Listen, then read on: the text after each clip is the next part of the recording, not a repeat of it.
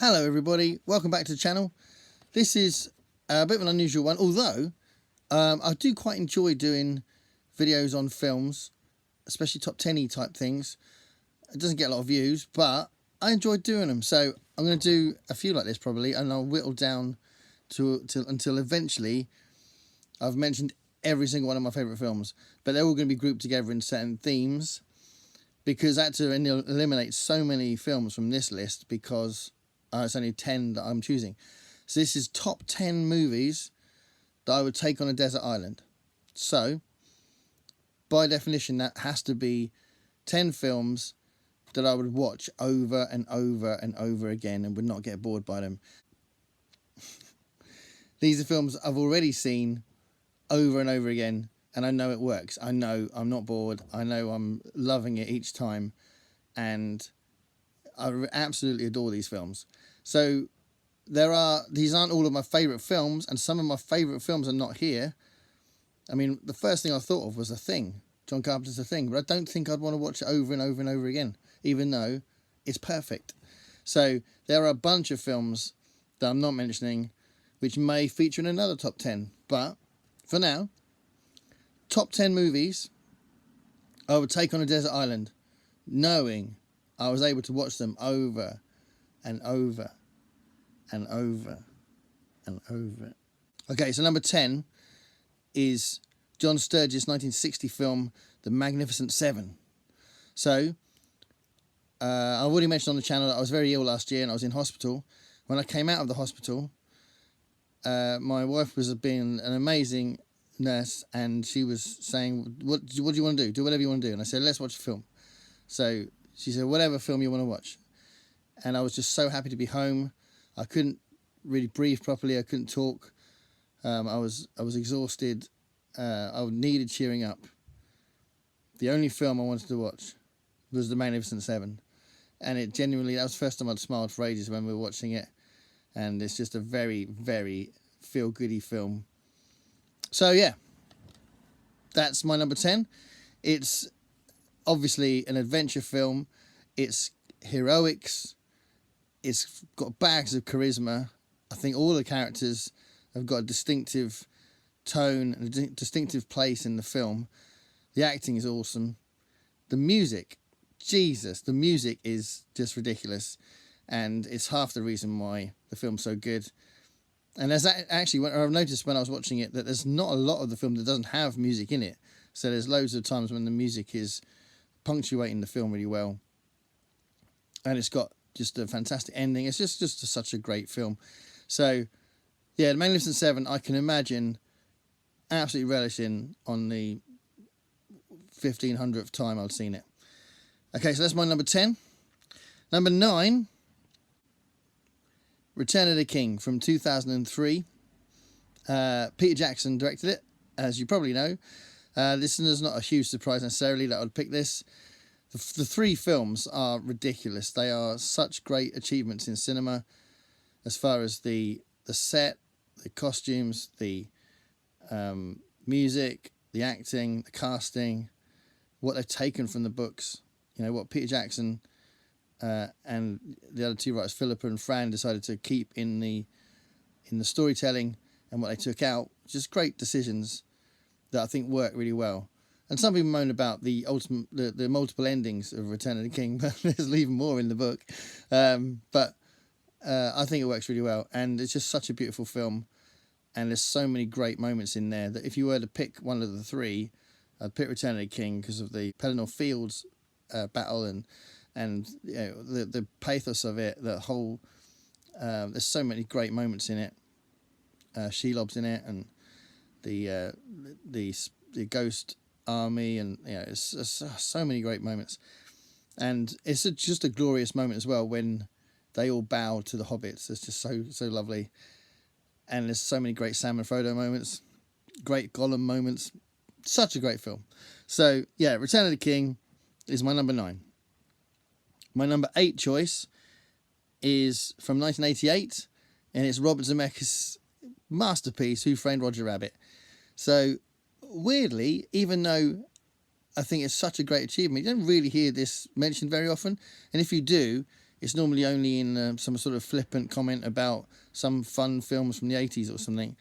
But it was such a great achievement, and it was such an ambitious film, and there's so much packed into it, and you can see lots of things on repeated viewings. It's really authentic. I think it's absolutely great at paying tribute to lots of different animation styles and animation eras and animation characters. You know, the humour's genuinely funny, and actually genuinely in the same tone as the humour in Warner Brothers cartoons as well. It's just so brilliant. And Christopher Lloyd's villain is just well creepy. So that's a nice little touch as well. But no, Who Framed Roger Rabbit is just an incredible film. So I know I'd want to watch that over and over and over again, like I have already. So there you go. That's my number 8. Number 7 goes way back to 1952, and it's Singing in the Rain. So Singing in the Rain is not necessarily my favourite musical. I think, we're talking about Nightmare Before Christmas and Bugsy Malone, probably, for those two, and Fiddler on the Roof. But I know I wouldn't want to watch Fiddler on the Roof over and over again, because it's quite bleak and it's quite slow, and I think I'd want something a little bit more upbeat, I think. And I think Singing in the Rain has got lots to it. It's very funny. It's got absolutely bags of charisma, like I said about Magnificent Seven. It's really poignant as well. The songs are great. There's lots of sort of set pieces with the things like the gotta dance, that bit as well, all that stuff. It's just a really great film, and I think, even though you know how it's going to end, the ending's lovely and sort of works really well, and you really feel for Debbie Reynolds' character, and their sort of relationship in the film, their chemistry works really well, and Donald O'Connor's amazing. So yeah, I think I'd be able to watch that over and over again. So that's my number 7. My number 6 is 2014, Guardians of the Galaxy. So James Gunn just painted this beautiful excuse to laugh and revel in the outlandish ridiculousness of Guardians of the Galaxy. The characters are just jump out of the screen, and you absolutely love them. The plot's ridiculous, but you like that. It is sort of it's part of the enjoyment of it. Great casting. The humour's brilliant. I think the second one's also really funny, but I think the first one's relentlessly funny. So I think you're just grinning all the way through it. Whereas I think the second one, you're grinning through a lot of it, and it's good, very good. But there are moments when it sort of slows down a bit. But yeah, the first one, it's just, scene after scene after scene that is just glorious. So that's my number 6. My number 5. So these are films that I take on a desert island, and I know that I've seen my number 5 so many times already. I've seen this film so many times, and I could quote you so many different lines from it. But I know I could keep seeing it. I know I could see it a lot more. So this is Carl Reiner's Man with Two Brains. So it's written by Steve Martin. It's in Steve Martin's wild and crazy guy phase, where his humour was a lot more in your face. He's got a lot more subtle over the years. But I think this is Steve Martin at his best. Pretty much every single line is funny, and it's a stupid plot which makes no sense at all, and the way the plot develops makes no sense at all, and it's just amazing. It's I'm just thinking about some bits. Anyway, moving on, because you don't want me to just quote lines from the film. If you haven't seen Man with Two Brains, watch it. It's really funny. Number 4 is from 1986, and it's Jim Henson's masterpiece, Labyrinth. This film, it means so much to me. There's so many reasons why it's wonderful. It's got Jim Henson's personality all over it. It's a lovely adventure film with a really good heart to it. There's a really good meaning to it. It's full of invention, absolutely full of invention. every stage of her journey to try and get to her brother is full of these great characters in it, like the worm. Come here, can I have tea with the missus? And the two heads that are guarding the door. And, you know, there's so many bits to it that are just brilliant. And then when she meets Ludo, it's lovely. And Ludo's such a great character in all these different ways that she interacts with Hoggle. It gets more complicated. And the songs are amazing. You know, the Fire Gang, classic scene. The battle at the end is really funny and fun. It's written by Terry Jones. And Terry Jones is my favourite Python. And I love that man. And